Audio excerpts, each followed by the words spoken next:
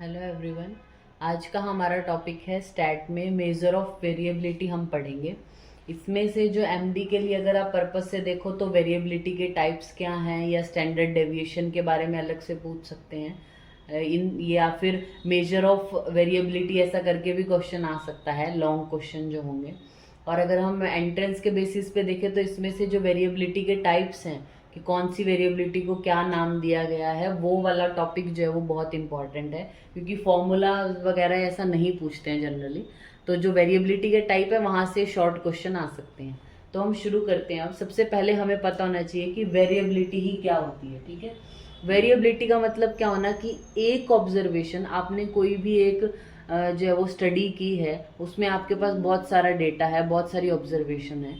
तो एक ऑब्जर्वेशन दूसरे से कैसे डिफरेंट है या फिर एक ऑब्जर्वेशन दूसरों के कंपैरिजन में कहाँ लाए करती है, that is called variability. Means it is the major of dispersion, कैसे डाटा स्प्रेड हुआ है, कैसे ऑब्जर्वेशन स्प्रेड है आपकी, दैट इज कॉल्ड वेरिएबिलिटी। इससे पहले वाली वीडियो में हमने पढ़ा था मेजर ऑफ सेंट्रल टेंडेंसी। उसमें आप चीज़ों को कंसाइज करते हो, बहुत सारी ऑब्जर्वेशंस आपके पास हो, आपको सभी के बारे में नहीं बोलना, लेकिन आप कोई एक उनका नेता चुन लेते हो। सपोज कीजिए जैसे क्लास होती है, क्लास का रिप्रेजेंटेटिव होता है, यानी आपको कभी भी कुछ चीज़ बतानी हो, कुछ कहना हो, तो आप क्लास रिप्रेजेंटेटिव को बताते हैं, यानी वो पूरी क्लास को रिप्रेजेंट कर रहा है एक person. That is called measure of central tendency. ठीक है, जो सेंटर में रहने वाली ऑब्जर्वेशन है, मैक्सिमम ऑब्जर्वेशन जो होंगी उसके अकॉर्डिंग आप पूरे एक सेट ऑफ ऑब्जर्वेशन को एक ही नंबर में बता देते हो, that is called central tendency. Variability में ऐसा नहीं होता। वेरिएबिलिटी में आप स्प्रेड कितना है डेटा का, मतलब इसमें आप एक ही वैल्यू नहीं, सारी वैल्यूज के बारे में बात करते हो। मतलब स्प्रेड ऑफ डेटा सेट को जो है वो हम क्या बोलते हैं, वेरिएबिलिटी बोलते हैं। ठीक है, वेरिएबिलिटी को मेजर करने के बहुत सारे जो है वो हमारे पास चीज़ें हैं, जैसे कि first is range, mean deviation, quartile deviation या फिर कोफिशिएंट ऑफ वेरिएशन। ठीक है, एडवांटेज क्या है इनको करने का, इन मेजर्स को? ये क्या करते हैं, to determine the reliability of an average. Average reliable है भी या नहीं, उसके कंपैरिजन में बाकी ऑब्जर्वेशन कैसी है वो देखने के लिए काम आता है। और to serve the basis to control the variability. जब आपको वेरिएबिलिटी पता होगी तभी आप उसको कंट्रोल कर पाओगे कि कहाँ से मुझे किन चीज़ों को कंट्रोल करना है। ठीक है, और टू कंपेयर द टू और more series with regards to their variability. एक एक आपके पास एक ए ग्रुप है, एक बी ग्रुप है, उसमें कौन सी चीज़ें कैसे वेरिएबल आ रही हैं और उनको कंपेयर करना जो है वो भी आप वेरिएबिलिटी से कर पाओगे। और जो है वो स्टेटिस्टिकल मेजर जो है उनका यूज़ भी आप इसी की वजह से कर पाते हो। आप किसको कहोगे गुड मेजर ऑफ डिस्पर्जन या गुड मेजर ऑफ वेरिएबिलिटी, किसको बोलोगे? Which is easy to calculate, easy to understand, rigidly defined हो, मतलब उसका पर्टिकुलर एक फॉर्मूला होना चाहिए, सभी ग्रुप के जो एक रिप्रेजेंटेटिव की तरह हो, और उसका कोई मैथमेटिकल या स्टेटिस्टिकल आप आगे भी यूज कर पाए, उसको हम बोलेंगे अच्छा मेजर ऑफ या फिर गुड मेजर ऑफ वेरिएबिलिटी या मेजर ऑफ डिस्पर्शन।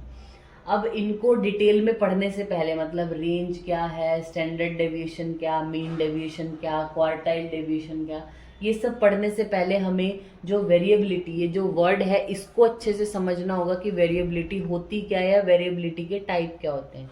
तो वेरिएबिलिटी जो होती है वो हमारी तीन टाइप की होती है। फर्स्ट इज बायोलॉजिकल,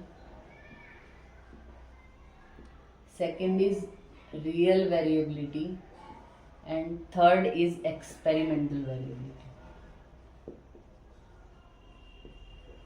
ठीक है, बायोलॉजिकल वेरिएबिलिटी का मतलब क्या? वेरिएबिलिटी मतलब किसी चीज का दूसरे से डिफर होना। ठीक है, तो एनी डिफरेंस, चाहे वो सेल में हो, इंडिविजुअल में हो, ग्रुप ऑफ ऑर्गेनिज्म एक ही स्पीशीज के, या किसी का भी बीच का आप डिफरेंस देख रहे हो, which is either by the genetic difference या फिर उसके कुछ इन्वायरमेंटल फैक्टर ऐसे हैं जिसकी वजह से वो डिफरेंस आ रहा है। मतलब जिसमें आपको एक जो है वो ये रियल, मतलब ये बिना चांस के नहीं होता।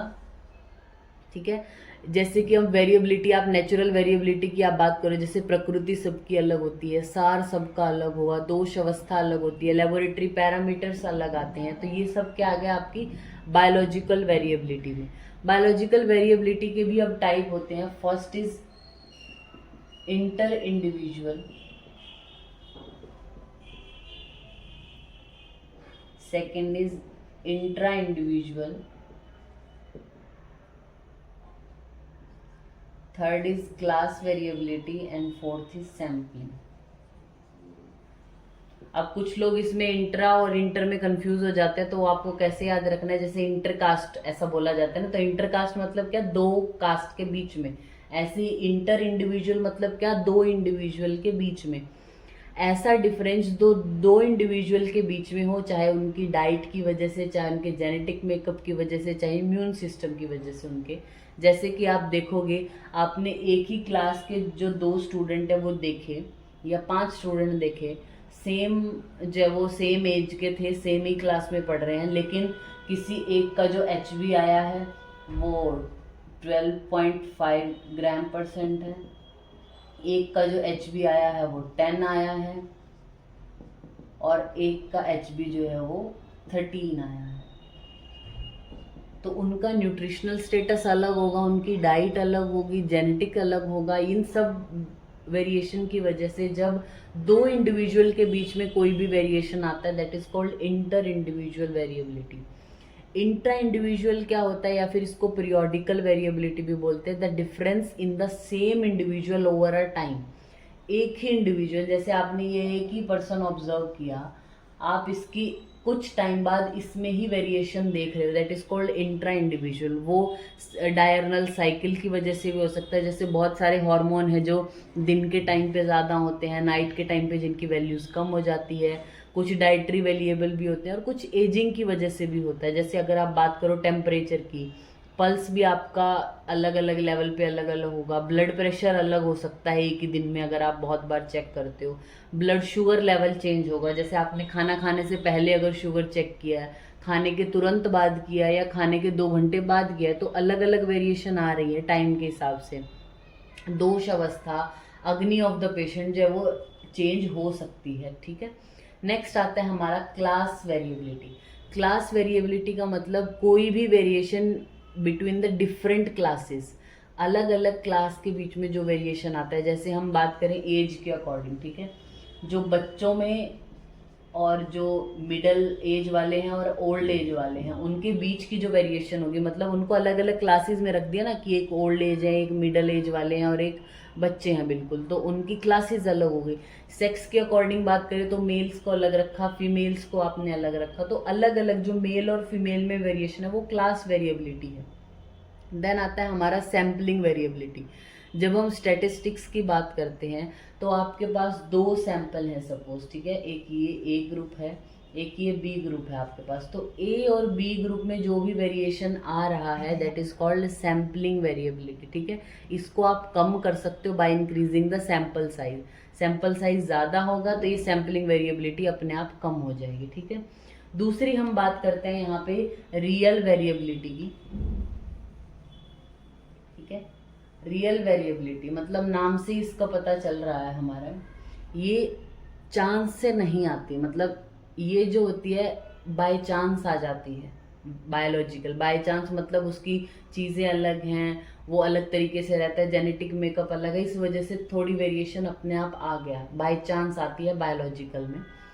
रियल वाला होता है it is not by chance, बिना चांस कैसे आती नहीं है, और it is more than the defined limit of universe, that is called real variability. मतलब इसका कॉज कुछ ना कुछ होता है वेरिएबिलिटी आने का, बिना कारण के नहीं आ गई है वेरिएबिलिटी, मतलब कुछ तो एक्सटर्नल फैक्टर ऐसा होता है जिसकी वजह से पर्टिकुलर वेरिएबिलिटी आती है। जैसे हम बात करें कि आपने देखा कि कैंसर का जो इंसिडेंस है जो स्मोकर्स थे उनमें ज़्यादा है as compared to non smokers, तो उसमें एक कारण है ना, कैंसर आने का एक कारण है स्मोकिंग, तो वो बिना कारण के तो नहीं आ गया। तो ये जो कैंसर होना है जो स्मोकर्स हैं उनको, that is called real variability. फिर हम बात करते हैं एक्सपेरिमेंटल वेरिएबिलिटी की। एक्सपेरिमेंटल वेरिएबिलिटी मतलब क्या, जो भी वेरिएशन मटेरियल मेथड्स की वजह से, आपने कोई भी एक्सपेरिमेंट किया उसमें अलग अलग मटेरियल मेथड आपने यूज़ की, उसकी वजह से जो वेरिएबिलिटी आती है दैट इज कॉल्ड एक्सपेरिमेंटल। ये एक्सपेरिमेंटल वेरिएबिलिटी हमारी 3 तरीके की हो सकती है। First is observer error, second is instrumental, and third is sampling defect. पहले हम इनको डील कर लेते हैं, लास्ट के जो दो हैं। सैम्पलिंग डिफेक्ट मतलब क्या, कि आपने अभी जब हम बात करते हैं सैंपल कलेक्ट करने की, जो हम सैंपल के टाइप आएंगे, सैम्पलिंग टेक्निक्स आएंगी, हमारा रिसर्च में भी आएगा और स्टैट में भी, तो उसके कुछ मेथड्स बताए गए हैं, ठीक है। पॉपुलेशन, एक पर्टिकुलर पॉपुलेशन में से सैंपल कैसे ड्रॉ करना चाहिए, और एक सैंपल एक पॉपुलेशन का रिप्रेजेंटेटिव होना चाहिए। मतलब आप 100 लोग हैं आपके पास, आप 100 के 100 को स्टडी नहीं कर सकते, आपका पैसा भी बहुत जाएगा, टाइम भी बहुत जाएगा। आपने इसमें से 20 लोगों को उठाया और उनके ऊपर स्टडी की, तो ये जो आपने सैंपल लिया है, ये जो आप सैंपल ले रहे हो और स्टडी कर रहे हो, स्टडी में सपोज आया कि ये मेडिसिन इस बीमारी पे पर्टिकुलर अच्छा काम कर रही है, तो आप इस रिजल्ट को जनरलाइज कर देते हो कि इस बीमारी के सभी लोगों में ये अच्छा काम करेगी करेगी। वो तभी किया जाता है जब आपका सैंपल एक अच्छा रिप्रेजेंटेटिव होता है पॉपुलेशन का। इसीलिए उसकी टेक्निक्स भी बनाई गई हैं कि कैसे सैंपल कलेक्ट करते, कैसे सैंपल जो है वो पॉपुलेशन में से ड्रॉ करना है हमें। तो अगर उस तरीके का हमने सैंपल लिया ही नहीं, उसकी वजह से जो भी डिफेक्ट आया या वेरिएशन आया, that is called sampling defect या सैम्पलिंग एरर, ठीक है। फिर हम बात करते हैं इंस्ट्रूमेंटल एरर। ये नाम से ही पता चल रहा है कि जब आपका इंस्ट्रूमेंट जो भी आपने यूज़ किया है उसमें ही डिफेक्ट हो। जैसे कि आपने बीएमआई के ऊपर या ओबेसिटी के ऊपर कोई रिसर्च आप कर रहे हो, बीएमआई आपको निकालना ही है, लेकिन आपकी वेइंग मशीन खराब है, आपका हाइट मेजर करने का इंस्ट्रूमेंट खराब है, तो क्या ही एरर आ ही जाएंगे ना, वेरिएशन आ ही जाएगा आपका। या फिर अगर किसी में आपका स्पेग्मोमीटर खराब है, केमिकल जो भी ऑपरेटर्स होते हैं, सब इंस्ट्रूमेंट की बात की गई है, तो मटेरियल मेथड या फिर आपकी स्टडी में होने वाले यूज़ होने वाले जो भी इंस्ट्रूमेंट की वजह से एरर आता है, that is called instrumental error. फिर आता है हमारा ऑब्जर्वर एरर, यानी जो ऑब्जर्व कर रहा है उसने अच्छे से ऑब्जर्व नहीं किया, उसकी वजह से जब वेरिएशन आता है उसको बोलते हैं observer error. Observer error can be subjective और it can be objective. Subjective भी हो सकता है और ऑब्जेक्टिव भी हो सकता है। सब्जेक्टिव कैसा, मतलब एक पर्टिकुलर सब्जेक्ट की वजह से जब एरर आता है, सपोज जो रिसर्चर था वो, या रिसर्चर किसी से इंफॉर्मेशन लेने की कोशिश कर रहा है और उसने अच्छे से प्रैक्टिस नहीं की, ट्रेंड नहीं किया हुआ है, वो जो रिसर्चर है उसकी बात कर रही हूँ, तो वो ऐसे ही वेग क्वेश्चन कर लेता है, या फिर कोई अलग तरीके से पेशेंट से क्वेश्चन पूछा है जिसमें पेशेंट हेजिटेट होता है, अपने जो आंसर है उसको मैनिपुलेट जब कर लेता है patient, that is called subjective error. मतलब आपने उसकी सेक्सुअल डिज़ायर पूछ ली, मेंस्ट्रुअल हिस्ट्री पूछ ली, फैमिली प्लानिंग का क्या मेथड यूज़ कर रहे हो, इरेक्टाइल डिसफंक्शनिंग तो नहीं, इस तरीके के क्वेश्चन पूछे तो वो पेशेंट जवाब नहीं देगा अच्छे से, तो वो जब उसकी वजह से वेरिएशन आता है, दैट इज कॉल्ड सब्जेक्टिव। फिर आता है ऑब्जेक्टिव। ऑब्जेक्टिव का मतलब क्या है कि जो ऑब्जर्वर था, जो ये सब क्लिनिकल जो भी इवेंट हो रहा था, क्लिनिकल ट्रायल जो हो रहा था, उसमें जो ऑब्जर्वर था वो ट्रेंड नहीं था, तो उसने जो मेजर थे, जो भी मेजरमेंट किए थे वो अच्छे से रिकॉर्ड नहीं किए। मतलब जब इंस्ट्रूमेंट खराब है, इंस्ट्रूमेंट की गलती की वजह से आप गलत रिकॉर्डिंग लिख लेते हो, वो होता है इंस्ट्रूमेंटल। जब आपका इंस्ट्रूमेंट ठीक था लेकिन ये देखने वाला या फिर इंस्ट्रूमेंट को चलाने वाला ही खराब है, that is called objective error. मतलब कि आप सपोज करो किसी का वेट देख रहे थे, बीपी देख रहे थे, वो ठीक से नहीं देखा आपने, ठीक है, पल्स रेट आप अच्छे से नहीं देख पाए, तो वो ऑब्जेक्टिव होगा। और एक होता है पैरेलैक्स एरर। पैरेलैक्स एरर हमेशा याद रखना, ये ऑब्जेक्टिव एरर में ही है। मतलब इसमें क्या हुआ कि ऑब्जर्वर एक डिफरेंट पोजीशन में था जिसकी वजह से वो रीडिंग गलत पड़ गया। सपोज कि आपको इधर ऐसे वेइंग मशीन रखी हुई है, यहाँ खड़े होकर आपको देखना है कि पर्सन का वेट जो है वो 56 है, ठीक है, 56 आया। आप कहीं और अलग पोजीशन में खड़े होकर देख रहे हो, 6 का आपने 9 पढ़ लिया, ठीक है, या फिर 19 लिखा हुआ था तो आपने 91 पढ़ लिया। इस तरीके का जो एरर होगा जो आपकी पोजीशन की वजह से, मतलब आप खड़े ठीक से नहीं थे इसलिए आपने, मतलब मशीन भी ठीक थी, रीडिंग भी सही दे रही है मशीन, लेकिन आपके पोजीशन की वजह से जब आपने रीडिंग ही गलत ले ली, that is called parallax error, और वो ऑब्जेक्टिव एरर है। तो ये हमारे टाइप हो गए, टाइप्स ऑफ वेरिएबिलिटी है, किस किस तरीके की वेरिएबिलिटी हो सकती है। अब इस तरीके की वेरिएबिलिटी को मेजर करना है, मतलब ऑब्जर्वर एरर आया, कहाँ पे इंस्ट्रूमेंट एरर आया, तो एक ऑब्जर्वेशन दूसरे से कैसी वेरी हो गई, उनको चेक करने के लिए हमारे पास कुछ मेजर्स होते हैं, that is called measures of variability, जो हम अपनी नेक्स्ट वीडियो में पढ़ेंगे। Thank you.